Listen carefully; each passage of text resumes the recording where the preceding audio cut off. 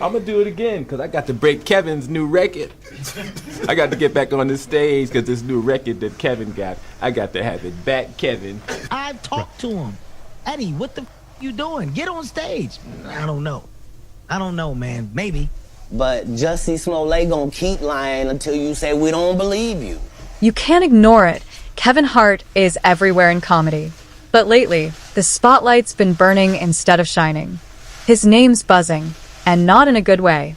Some of the biggest names in the game, especially black comedy legends, have been throwing some serious shade his way, and it's getting heated fast. In the comedy world, 1 minute they're giving you props, and the next they're tearing you down with one savage punchline. Kevin's been looking extra tense lately, and it's got people wondering, why would a rich, successful guy like him be sweating over a few jokes? Well, things are about to get juicy.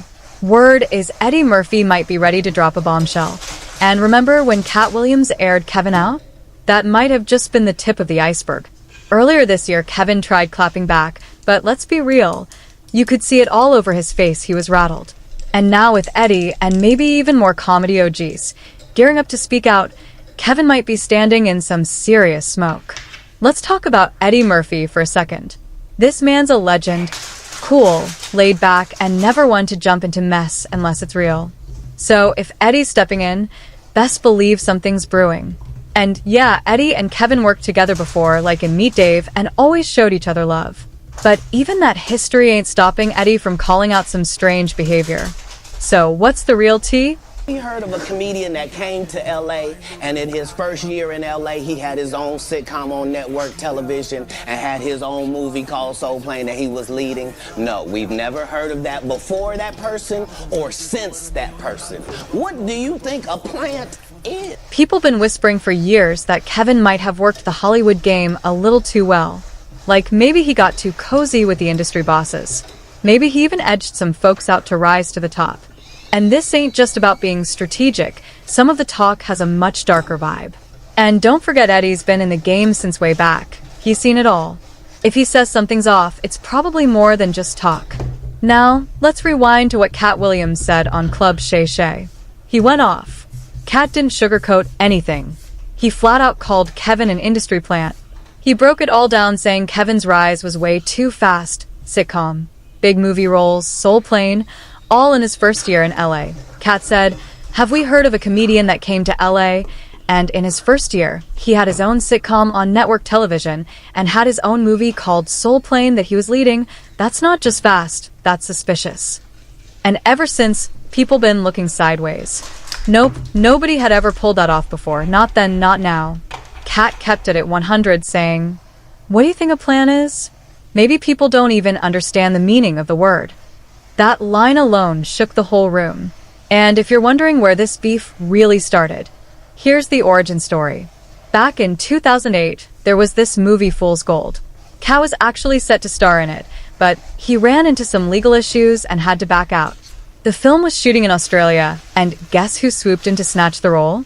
He already had his deals when he got here. Have we heard of a comedian that came to LA, and in his first year in LA, he had his own sitcom on network television and had his own movie called Soul Plane that he was leading? Kevin Hart. That's when the tension started boiling. And once Katt started speaking, he didn't stop. He wasn't just taking shots. He was dragging the entire system. Katt called out how shady it is that some folks who might not be keeping it real keep climbing higher, while others get left behind. Just because someone's rich and plugged in doesn't mean they're telling the truth. And according to Katt, it's dangerous when people with that kind of power start rewriting the story however they want. But Katt's no fool. He knows calling stuff out comes with consequences. He knows people might label him jealous or bitter. When asked if he was scared of what might come next, he dropped a line that froze the room. Satan can't create anything that includes blessings for his people. That's why you know what the #1 job of somebody that sold their soul in Hollywood is. It's to act like it didn't happen. And this whole idea of Kevin being an industry plant, it's not new. That theory has been floating around Hollywood for years. There's even this wild rumor that some stars are pressured to wear dresses on screen, almost like a twisted initiation before they're allowed to level up in fame. And guess what? It ain't just Katt sounding the alarm. Dave Chappelle said something about it too. So now that more than one comedy legend is dropping hints about the same sketchy stuff, you already know people are going to start asking serious questions.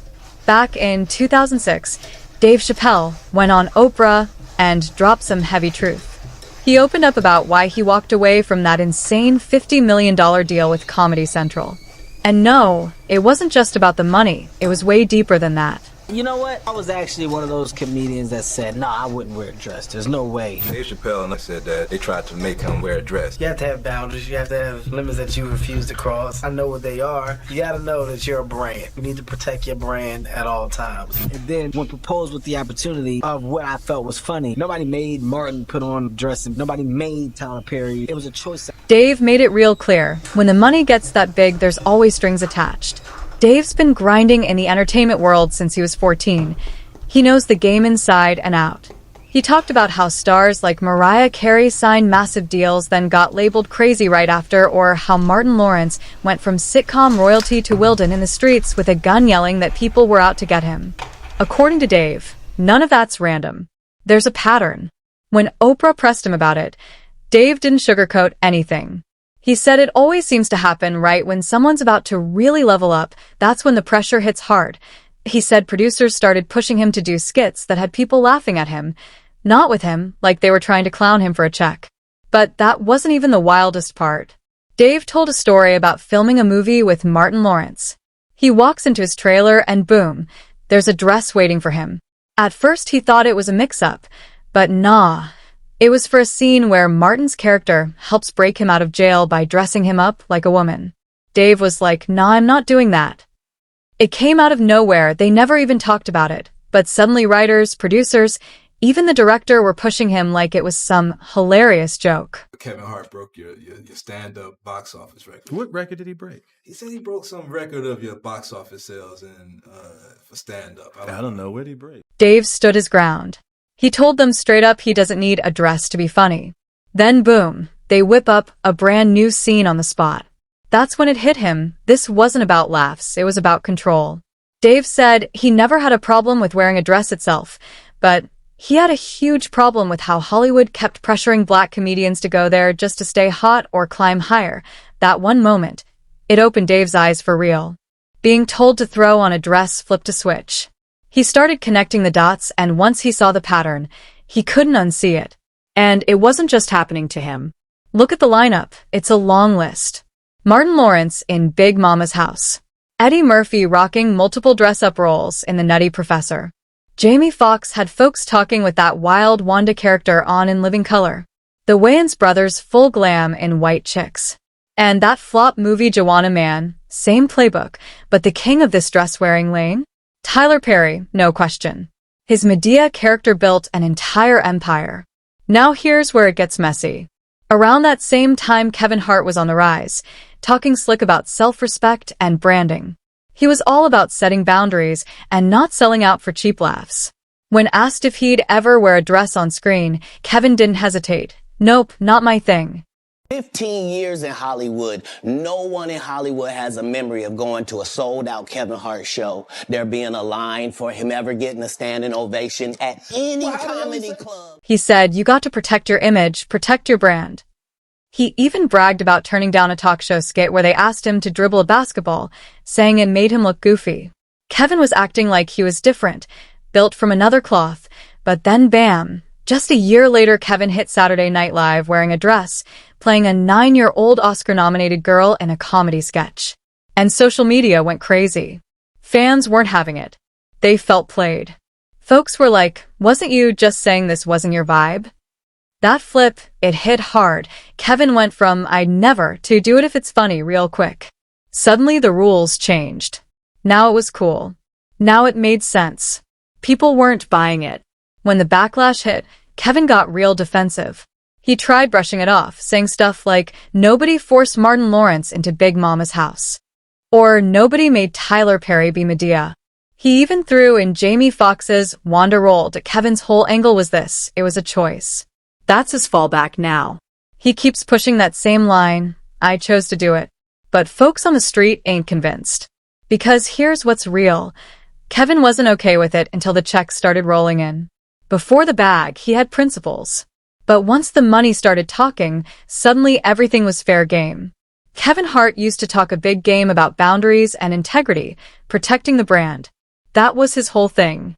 I seen your stuff on social media, boy. I know what you do, but you do it for play. I was actually one of those comedians that said, "No, I wouldn't wear a dress. There's no way I would wear a dress." And then when proposed with the opportunity of what I felt was funny, I thought, "Oh, that's funny. I'm gonna do it." It's all about choice. You know, nobody makes you do anything. Right. Nobody says this is what you got to do. This is the only way that you. But when the bag showed up, suddenly the rules changed, like money turned into some magic eraser that wiped all those principles clean. And let's be real, when the dollars start stacking, folks start revealing who they really are. Need proof? Look no further than Steve Harvey. He once said, "Give me $10 million and I'll embarrass myself all the way to the bank." That's a direct quote. No shame, just raw honesty. He straight up admitted he'd trade integrity for the right price. Now back to Kevin. After that moment in the dress, his career exploded. The man shot straight to the top, became the highest paid comedian in the game. The spotlight got brighter, the checks got fatter, and folks started calling that sketch his golden ticket. Some said he sold his soul. But if success is the end goal, Kevin won. And yeah, he's still laughing all the way to the bank. But just when you thought the story couldn't twist any harder, boom, Monique enters the chat. Word is Kevin ghosted her when she was in the firestorm of her life, facing heat from Hollywood heavyweights like Oprah Winfrey and Tyler Perry. She was catching it from every angle, and Kevin? Silent. Which hit different cause once upon a time they were tight like family tight. But while Monique was calling Oprah and Tyler out, Kevin started cozying up to them.